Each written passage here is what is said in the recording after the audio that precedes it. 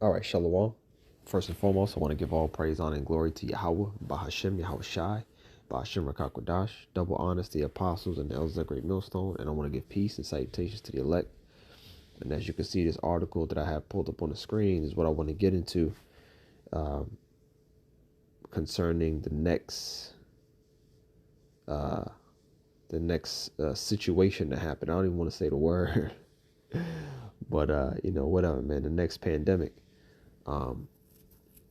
These people who run these, who are supposed to be the top scientists, the top doctors, people who are the head of these organizations, they are planning something big.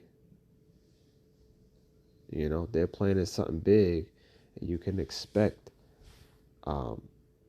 some sort of major event to happen very soon, man, that will continue pushing forth the will of the Heavenly Father, as far as prophecy and the downfall and destruction of America, which is Babylon the Great. Okay, so this article from the New York Post is evidence of that. All right, it says the next pandemic, even deadlier than COVID, is coming, warns the WHO, which is the health organization. All right, so I'm just going to read a little bit of this article. It says the head of the World Health Organization warned that the world must prepare for the next pandemic, which could be even deadlier than the COVID-19 pandemic. Okay, so they are preparing people to, for something major. Okay, a pandemic even worse than CV-19, and we know what that pandemic, so-called pandemic, did to not only America but to the world. That thing shook up the world, baby. Like Muhammad Ali shook up the world. I literally just talking to some brothers right before this lesson, and we were saying how America and the world just ain't been the same. The world ain't been the same since this whole CV-19 thing has taken place. Okay, the world hasn't gotten back to its normal way of operating. It hasn't. Nothing is the same. This place is really truly falling in front of our eyes, and we're seeing prophecy come to pass. The scriptures say none of these shall fail. Speaking of the prophecies, all right, and it's a beautiful thing to see. It says in the meeting of the World Health Assembly in Geneva, Switzerland on Monday, Director General Dr. Tedros Adhanom Ghebreyesus, I gave it a try, sounded an alarm that the COVID-19 pandemic is far from over. Okay, so they're talking about the pandemic not being over. They're talking about different type of viruses coming up that's going to be worse. So there's not good times that we got to look forward to. Okay, actually, let me just get that real quick. Even though I didn't have it prepared for this lesson, it just made me think of it. Perilous times. It's in Timothy, I believe. Yep, 2 Timothy chapter 3, verse 1. It says, "This know also that in the last days perilous times shall come." Perilous times shall come when things like this are taking place more frequently, more often.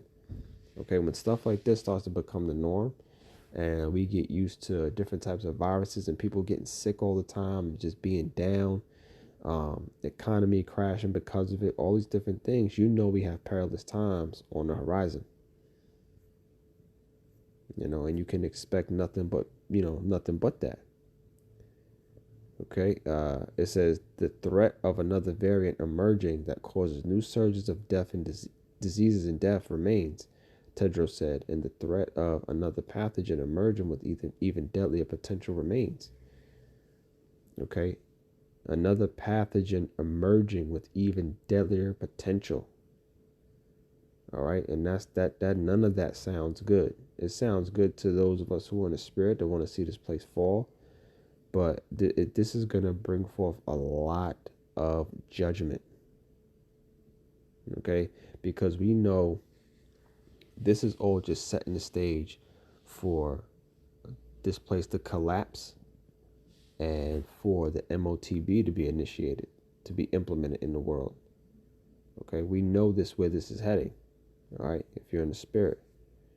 However, the WHO recently declared that the COVID-19 pandemic is no longer a health emergency. So they give you mixed signals. So first they'll say that this is no longer, the CV-19 pandemic is no longer a health emergency, and then they'll tell you in the same breath that there's a threat of another pathogen that's emerging that's even deadlier. You know what I mean? So that, you know Esau, man, he talks out both sides of his mouth, and he just can't be trusted. You know, that's why the scriptures say never trust thine enemy. Because he ain't going to tell you anything that's right for you. He's not going to give you the real information. He's not going to give you wisdom.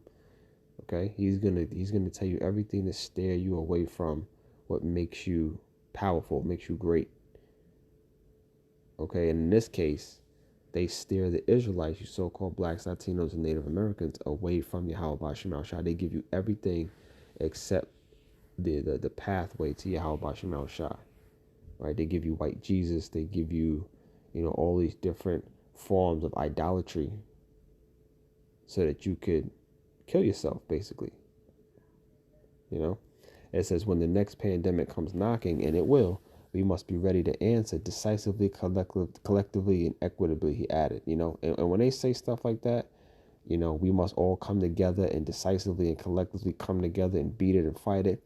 They're just basically saying you must obey when we roll out the parameters, when we roll out the guidelines, and we roll out your instructions on what you are to do.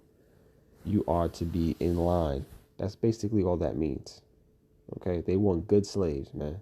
They don't want rebellious slaves. They don't want people, bucking up against their agenda, against their, against their mission. It says we cannot kick this down the road. Tedros said in an address to the WHO's member states, if we do not make the changes that must be made, then who will? And if we do not make them now, then when? Okay, so, this is what we got to look forward to. All right. Another pandemic on the way. Right now, I want to grab Isaiah 24 and verse 4. It says, the earth mourneth and fadeth away.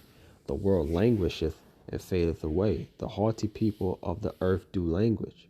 The earth also is defiled under the inhabitants thereof, because they have transgressed the laws, changed the ordinance, and broken the everlasting covenant. So what's happening in this world is that it's fading. The earth fadeth and mourneth away because of the rulers who are in control in the power seat at the moment. Okay? This is what happens when you have wicked rulership. This is what happens when you have the devil in the power seat. Verse 5 said the earth is also defiled under the inhabitants thereof. So when the earth is defiled this way, it allows for this type of stuff to take place. No doubt about it. Okay? This is what we got to look forward to. This is what we're living in. We're living in a defiled earth under the inhabitants, which is Esau, Edom. We're under this beast. All right? And I have another quick article. All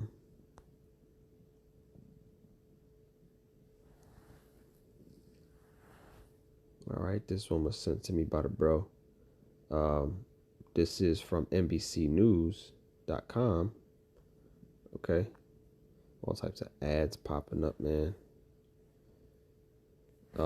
It says NBCnews.com. It says China faces a new COVID wave that could peak at 65 million cases a week.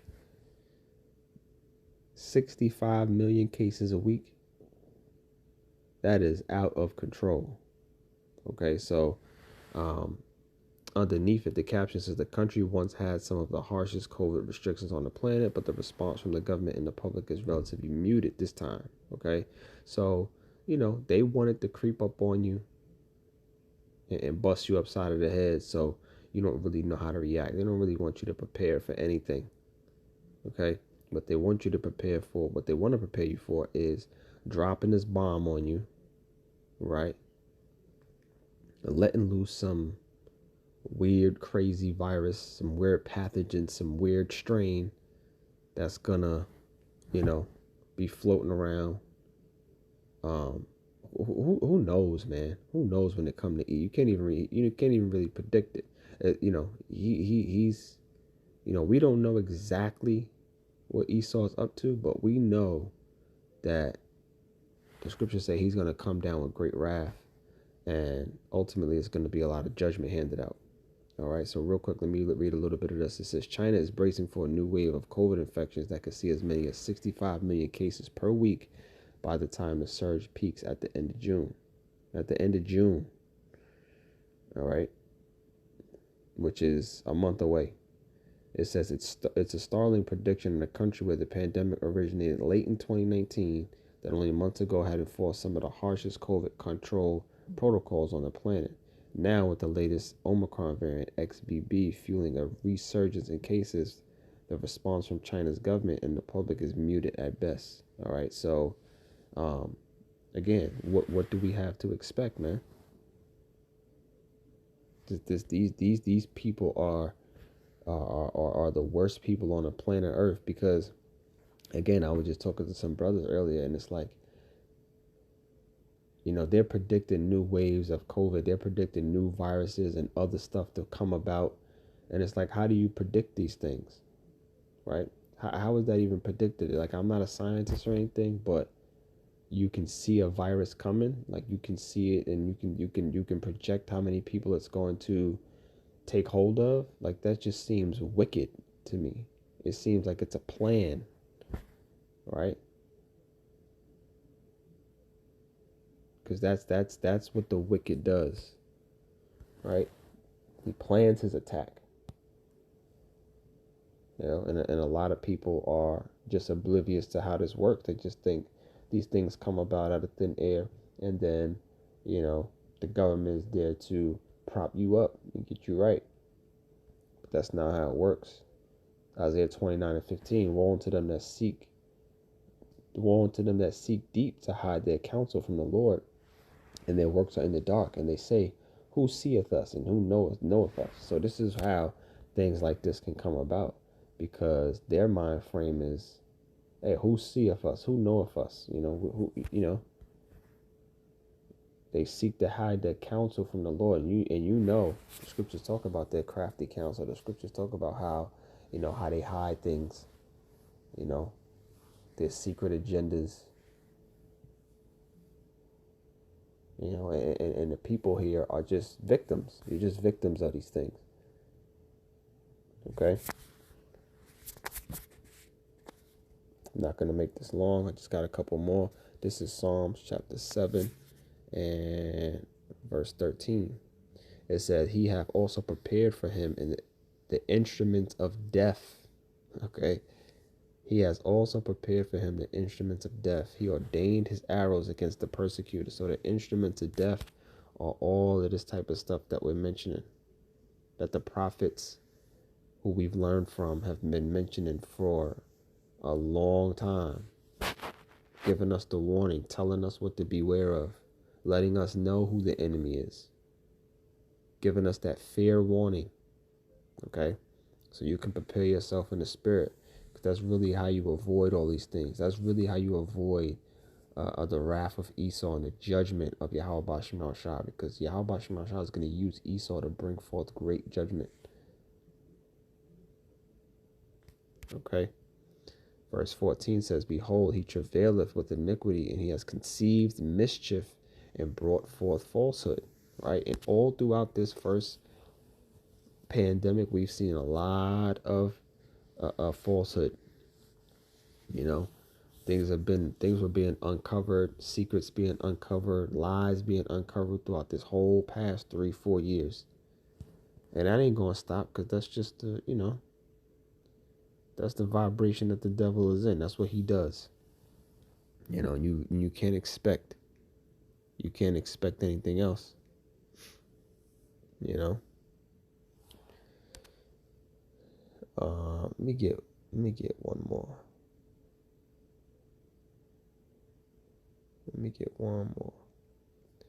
This is going to be 2nd Ezra chapter 15 in verse 6. Obviously, this is one that everybody knows. 2nd Ezra 15:6. For wickedness hath exceedingly polluted the whole earth, and their hurtful works are fulfilled. Okay, so that's what we're looking at. We're looking at the wickedness of the earth and the result of it. You know, you're going to see the judgment that comes upon the wicked, and this is part of it. You know, they're projecting a new variant that's going to be worse than the first one. And those who have taken that juice, hey, just imagine that they introduce a new shot, a new form of the juicy juice for you to take. So you're gonna have that first one in you and a new one.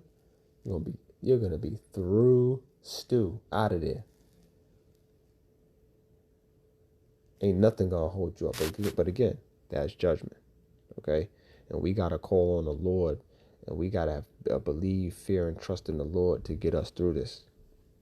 Okay, that's what the elect will do. That's what the hopeful members of the elect are banking on. That's what we're counting on. All right. Actually, let me just get one more and I'll close out. This is Psalm 17 and verse 13. It says, "Arise, O Lord, YAHAWASHI, disappoint him, cast him down, deliver my soul from the wicked, which is thy sword." And that's what we need. We need YAHAWASHI to deliver us from the wicked, because there ain't no way you're not gonna. It is nothing that you have in your possession or the ability to deliver yourself from the judgment that's coming. So we have to count on the Lord. Arise, O Lord, disappoint him, cast him down, deliver my soul from the wicked, which is thy sword, from men which are thy hand, right? Because YAHAWASHI controls even the wicked. Okay, from men which are thy hand, O Lord, from the men of the world, which have their portion in this life, and whose belly thou fillest with thy hid treasure. They are full of children, and leave the rest of their substances to their babes. Okay, and that's what Esau Edom has done throughout generations. Stored up their treasures and left their legacy of wickedness to their children. Okay, verse 15, "As for me, I will behold thy face in righteousness. I shall be satisfied when I awake with thy likeness." Okay, so we count on YAHAWASHI to rise up, disappoint the wicked, and get us through this. Because we don't have anything else. We don't have any devices outside of our faith in YAHAWASHI to deliver us. All right. So with that, I hope you were edified. I want to give all praise, honor, and glory to Yahweh, Bahashem, Yahawashi, Bahashem Rakakwadash. Double honors to the apostles and the elders of Great Millstone. Peace and salutations to the elect. Shalom.